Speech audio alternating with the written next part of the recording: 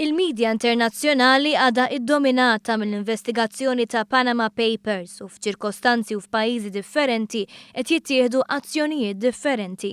Eluf ħarġu jipprotestaw fl-Iżlanda x'il-Prim Ministru kellu kont moħbi li fih il-miljuni u saħansitra kellu jirreżenja. Mill-banda l-oħra l-Kummissjoni Ewropea ddefendiet lill-Kummissarju għall-Enerġija u l-Klima Canete. Dan għax bħal fil-każ tal-Ministru tal-Enerġija Malti Konrad Mizzi l-interessi tiegħu kien iddikjarhom.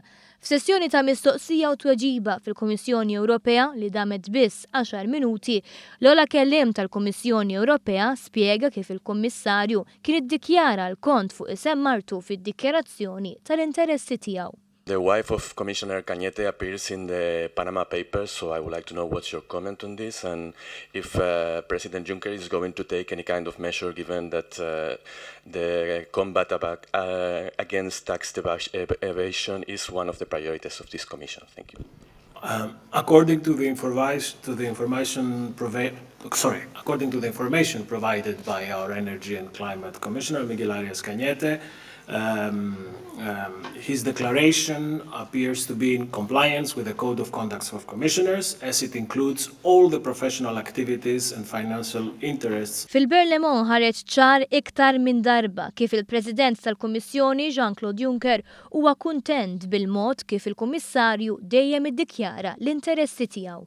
Kien innotat ukoll kif il-kumpanija ta' Mart il-Kummissarju fil-Panama ma kienitx attiva. It's very clear that the Commissioner's declaration of interest, which is necessary for him to take effect, was in, according to the information he provided, was in compliance, and a company which is inactive for several years cannot produce any incompatibility to the statement of declaration of statement that he is compelled to provide. Ma kienitx attiva lanqas il-kumpanija tal-Ministru Mizzi li lanqas biss kellu kont bankarju. Għalkemm mhux kollox huwa l-istess, bil-Ministru Malti juri trasparenza assoluta u talab investigazzjoni fuq innifsu. Investigazzjoni li fuqha se tkun determinata l-azzjoni tal-Prim Ministru. Xorta se titkompla tax audits sħiħ u indipendenti mill-Kummissarju tat-Taxxi Interni fuq kull kont tal-Ministru Konrad Mizzi, inkluż fuq it-trust li ddikjara li għandu fin-New Zealand għal raġunijiet familjari u l-kumpanija fil-Panama skont il-permess li diġà ta'. Tajjeb li hawnhekk nirrimarka l-sqarrija tal-Gvern ta' New Zealand li qal li l-pajjiż tiegħu mhux tax haven u li jikkonforma mar-regolamenti tal-OECD, dan huwa fatt importanti li jassigura t-trasparenza.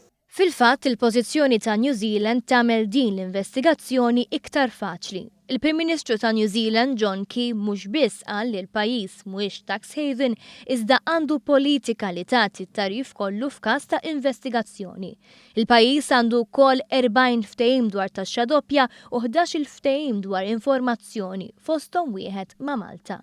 Intant brabta ma' Panama Papers żdiedet ukoll il-pressjoni fuq il-Prim Ministru Ingliż David Cameron li missieru Cameron ukoll jissemma fil-Panama Papers.